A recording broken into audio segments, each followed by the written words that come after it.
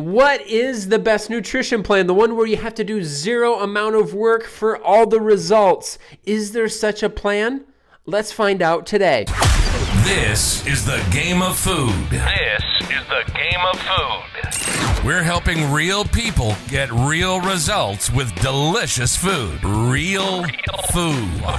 Live from Spencer's home studio, podcasting to the world. This is Game of Food. And here's your host, Spencer Frederick. So people diet hop. We know that, right? I even was diet hopping when I first started out. What happens is you jump from nutrition plan to nutrition plan because you start one, maybe you get some results, and then you're like, oh, I like carbs. Is there a plan with carbs? And so you look for that, and then you're looking for the next one and the next one, and you're just diet hopping and not really getting the real result. And why people diet hop is they're looking for the easiest plan.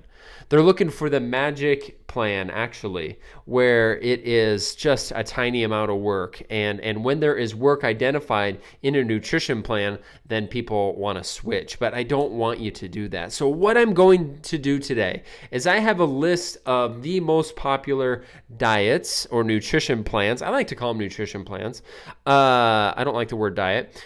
I'm going to go over all these nutrition plans, the most popular ones, and I'm going to talk about the problems, what you have to give up, because there's always going to be something. You know what I mean? The only nutrition plan that is super easy, super delicious, is the one where you're doing nothing.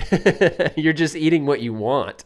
And the problem with that one is you're not getting the result that you want. You never will, right? Like for most people, where we're comfortable eating produces weight gain, and that includes myself. If I ever fall off of a nutrition plan and try to just do my own thing, I start gaining weight, the weight that I don't want. And so I think most of us are like that, right? So I want to go through all the plans, and I'm going to talk about ones that I think are okay to follow.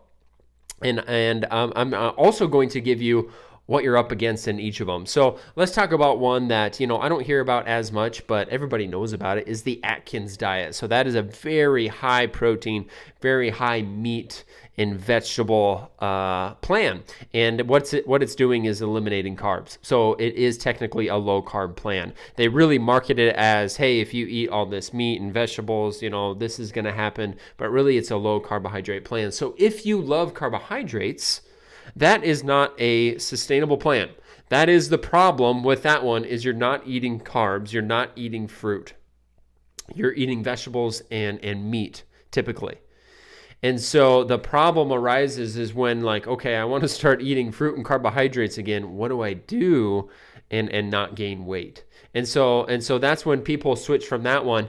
They want to start eating carbs, and a lot of diets try to attack the carbs. You have the zone diet. So this one is 40% carbs, 30% fats, and 30% protein. But they also talk a lot about insulin. So that means no treats, no sugar, no desserts, or if it's a dessert, it's one of those low carb, low sugar things that doesn't really taste that great. And so that's the problem with that one, is if you do want alcohol, you do want a brownie or a cookie, this one isn't the plan for you either. Eventually, you're going to have probably cravings for alcohol and brownies, and you're going to struggle with that, okay?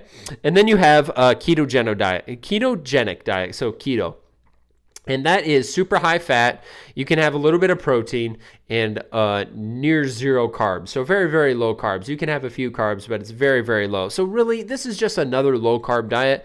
Only keto is, instead of high protein, like Atkins diet, this one is high fat. And actually, you don't want to go too high in protein. So a lot of people mess this one up. A lot of people, are going way too high protein and saying keto when probably they're really doing Atkins, to be honest. And then sometimes you look in the stores at keto bars, and you look at the back and it's a decent amount of carbohydrates and protein, and it really doesn't fit that well into a true keto plan.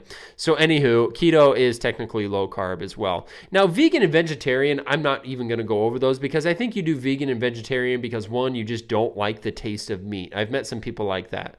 Or vegan and vegetarian, they're they're watching out for animals, or it's more of a belief, okay, and something that they stand for, which I think is great. If you stand for that and you want to follow that, that is great. But it's not most people don't switch over from eating meat to vegan to lose weight. So I'm not going to cover that one. Okay, you have calorie counting.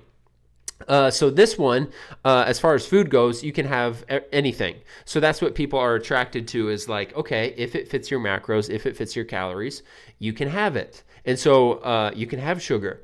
You can have alcohol, you can have carbohydrates. You're not missing out on those things. But the work required, the thing that like feels daunting is tracking your calories, maybe using a food scale, stuff like that, which is a good segue into Weight Watchers, which is similar to calorie tracking. It's a point system. So basically what they did is they came up with calories for all foods, and then they just came up with points.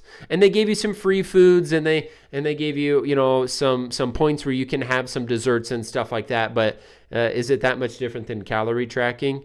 No, not really. And then what else do we have here? Intermittent fasting. Intermittent fasting is the last one I'm going to talk about because so many diets are just like low carb. Intermittent fasting. So this one is, you can technically, they want you to eat clean, but you can technically have whatever food you want to, desserts, carbs, alcohol if you wanted to, but you only have an eating window. So you have to skip meals, or you have to like stop eating at a certain time, and you can only start at a certain time. You literally can't have 1 calorie. And a lot of people mess this up. They're like, well, I just had a protein shake for breakfast. I'm still fasting. No, you're not. You cannot have a calorie. You really don't want to. I did intermittent fasting for 3 years. I won't go back. That's a whole nother episode on that. But you really just want to have water. That's what I did. And during my fasting window, I would only have water because I didn't want to have 1 calorie. I wanted to fast perfectly, and so I made sure I didn't even have 1 calorie. And so what you give up in intermittent fasting is an entire meal for like the entire time you're following intermittent fasting. So you can always skip breakfast and have like a late lunch, so you just don't eat breakfast. You have to give that up. Or I don't know how some people do this, but there are some people that eat breakfast and lunch, and then they start fasting in the afternoon and never have a supper. That one seems a lot harder, but hey, there's some people that like it that way. So you always have to give up supper. And so where that one feels like work is giving up a meal that you might enjoy. I love breakfast food, so when I was doing intermittent fasting, I really missed breakfast food. Also, I feel like it didn't really control hunger very well. So I felt like if I did have a craving, I did feel kind of low energy and needed something. I couldn't because it wasn't in my eating window. And so, as you can tell in all of these, I'm not hating on any of these. There is always a problem. Always. You know why there's always a problem, or always some work involved, or you're always missing out on something?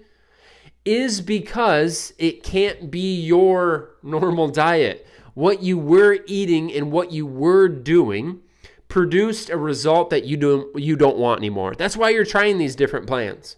You're trying these different plans because there's something you want to change. Either your health, your doctor says you need to lose weight, you want to lose weight, you want to look a certain way in your clothes, you want to perform better. You've noticed low energy, you've noticed that you're not sleeping well, sleep apnea, whatever it is, guys. You are doing some of these plans because you're noticing that you want to change something. But then you get into this plan and you notice like, what? This doesn't taste like the food I was eating before. Well, of course not. Or like, you know what? I'm a little bit more hungry. Yes, you will be more hungry than when you were satisfying yourself whenever you wanted. That's the problem. You are not ever going to be as satisfied as the deliciousness you were eating before and the high calorie foods and drinking whatever you wanted whenever you wanted. So really, when you sign up for a nutrition plan, you're picking what problems do you want. Okay, I've done all of these plans except for Weight Watchers, but it's exactly like calorie tracking. I've done all of these plans except for Weight Watchers. And I am going to go with calorie tracking. At the time of making this video, I've tried all these plans and I felt more free doing calorie tracking. I didn't have cravings, or I didn't feel like I was missing out on breakfast. I didn't feel like I had to dodge some of my favorite foods, which are carbohydrates. I felt like that I could be social and schedule a few alcoholic drinks with a friend. And stay on track. I felt like I could go to a restaurant. I felt like I could do that with calorie tracking. But that is the one that I chose. I chose that I wanted to use my fingers and plug in my food into my calorie tracker and put my food on a food scale before I eat it. Because the other problems of skipping meals, low carb, super clean, no desserts, I got burnt out. And I think a lot of others do. And so those are the different plans. You are picking which problem that you want. You can get used to any of these problems. I think if you go long enough, if you do an entire year of one of these plans, you probably get used to it. And so you might need to give it a little more time before you just hop, and hop. But the reason you're hopping from nutrition plan to the next one is you're looking for the one that is just magically delicious. It is zero work. And I'm sorry, you're not going to find it. You're not going to find it. So I hope this helps. I hope this one helps you pick the right plan. The right plan for you. The one where you feel like you have the most freedom. There's going to be some work required, but the work required you are okay with because the rest of the plan feels realistic, feels sustainable. Because that's what I want for you. Realistic and sustainable. Spencer, signing off.